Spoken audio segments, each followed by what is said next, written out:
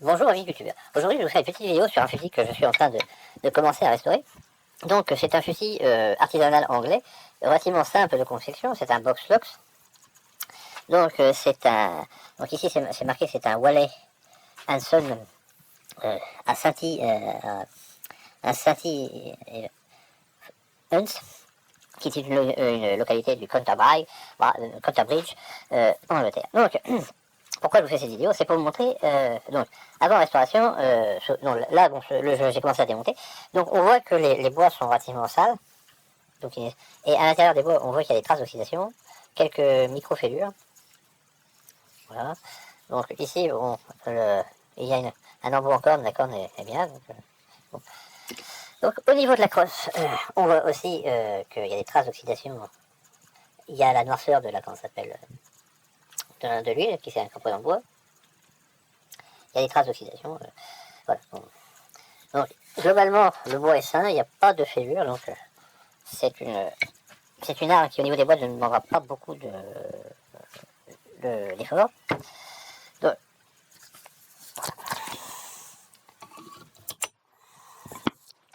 ici, nous voyons que le fer de longuesse est relativement massif, hein, bon, c'est une pièce artisanale. Le système est comment ça s'appelle, simple mais efficace. Mais on voit aussi qu'il y a des traces d'oxydation. Bon, c'est un peu normal parce que c'est une arme des années 20.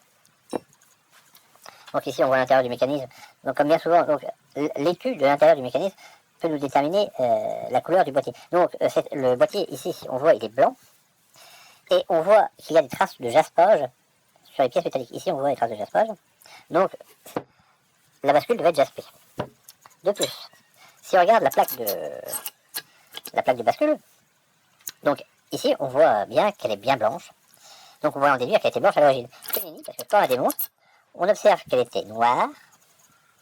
Donc c'est parti sera à polir et à comment s'appelle, à rebronzer en noir.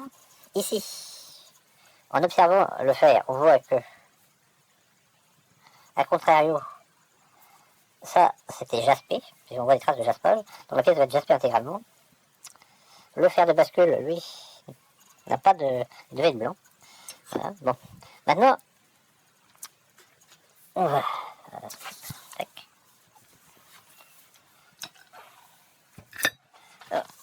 L'intérieur des canons est relativement propre.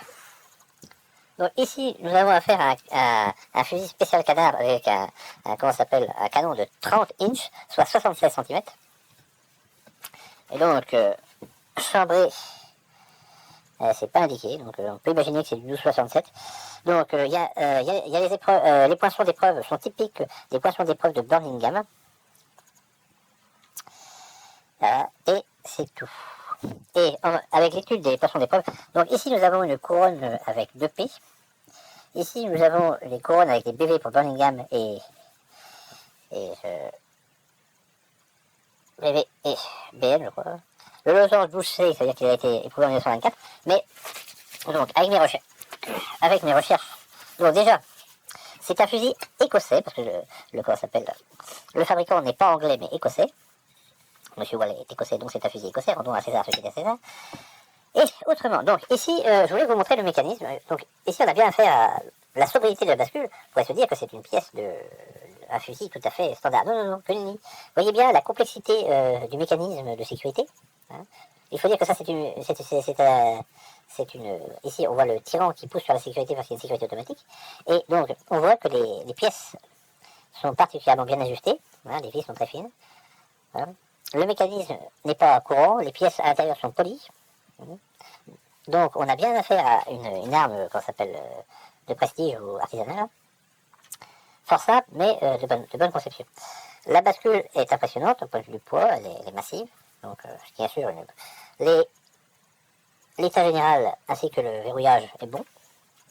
Donc là c'est relativement. Donc la bascule en elle-même nécessitera juste une petite désoxydation, un nettoyage et peut-être un démontage pour nettoyer l'intérieur, mais bon, est-ce que c'est vraiment nécessaire? Je ne le pense pas, mais bon, on fera un nettoyage, ouais. Donc il y a des traces d'oxydation légères, bon, rien de normal. Ici on voit bien, donc ça nécessitera un nettoyage. Donc voilà, donc, on voit bien que c'est une pièce d'exception.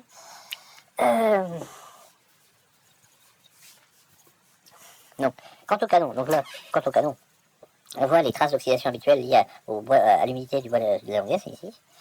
Les canons ont pris une teinte suite à l'oxydation, donc je reponce et repolis tout canon pour les bronzer et pour le rebronzer. Donc on voit par contre qu'il y a eu quelques impacts liés à un mauvais usage. Enfin, plus exactement, voilà. Bon, alors, autre pièce intéressante, ici nous avons le système de bloc détente. Et là on voit le génie que c'est vraiment une pièce artisanale. Voilà. Donc ici nous avons un système fort intéressant. Donc il faut dire que la pièce que je tiens en main a été entièrement conçue à la main. Donc imaginez toutes les pièces qu'on voit là ont été ajustées au millimètre ou au centième de minute. Au centième de minute. Donc ici on voit bien le système de sécurité. Donc ici on est en sécurité. Donc quand on appuie sur le loquet de sécurité, on abaisse le truc. Sinon les détentes et on peut appuyer sur les bras de l'automne. Ici, ici, nous voyons tout ça, il y a de l'oxydation, pas du léger. Donc, ça demandera une démonter, nettoyer, entre les deux des tonnes, il y a un petit ressort qui rappelle la situe à faire l'eau. Et donc, il est juste ici, sur les gâchettes, c'est le trou, c'est là le ressort, qui est le doigt tout petit, tient l'intérieur. Qui m'achètent autour des gâchettes. Les gâchettes. Donc ici, les gâchettes, en particulier, permettent à cette pièce-là de venir les mettre en sécurité, comme ceci. Donc, cette pièce, le levier de sécurité, est maintenu en place grâce à une lame ressort, où l'on voit le ressort. Hein. Et donc, on a ici un axe, donc on a un premier axe qui tient les gâchettes, un deuxième trou qui est pour le ressort de rappel. Ici, on a un axe qui a été percé dans la pièce pour la pièce qui fait verrou et le levier d'action du verrou. Donc, on voit ici aussi que globalement il y a eu de l'oxydation, donc toutes ces pièces seront à démonter, à polir. Donc là, en observant les gâchettes, on voit qu'elles devaient être blanches à l'origine. Par contre, en observant comment s'appelle, le fer du bloc de détente, lui devait être jaspé. Donc, donc, grâce à ces observations, on observe les travaux qui sont à réaliser pour faire enlever l'oxydation. Bon, le pontet, quant à lui, de quelle couleur peut-il? Donc ici aussi, on voit que l'intérieur du pontet a des oxydations. Par contre, la queue de pontet garde un peu de sa couleur d'origine. Donc le pontet devait être noir, donc il sera rebronzé en noir. Voilà. Donc bon, c'est une pièce intéressante au point de vue de son historique, puisque M. Wallet, enfin Hanson, ont fait quelques fusils. Il est relativement rare d'en trouver sur le marché. Bon, les prix sont raisonnables. Hein. Un fusil comme ça en parfait état, il faut compter 500 € en bonne condition. Là, ce qui n'est pas le cas. Bon, celui-ci, je l'ai acheté 99 € sur Naturabest. C'est une bonne affaire. Il était plus cher, mais je pense qu'il y a eu un problème de stockage et donc les canons étaient abîmés. Bon, ça, je reponce pour atténuer ce petit défaut. Et les bois ont dû avoir un choc, puis il y a un écrit ici. Donc le tir, chasse et occasion sur Naturabest ont baissé leur prix, ce qui m'a permis d'acheter, puisque bon, de mon côté j'avais vendu un fusil aussi, et donc il m'a fait un peu de cash, donc j'ai racheté. Donc celui-ci va être rénové plus rapidement que le Kogweg et Harrison, pour la simple raison qu'il est plus simple à faire, bon, c'est tout pour aujourd'hui. Bon, disons que ça sera une mise en bouche pour la restauration du Kogweg et Harrison Saipad.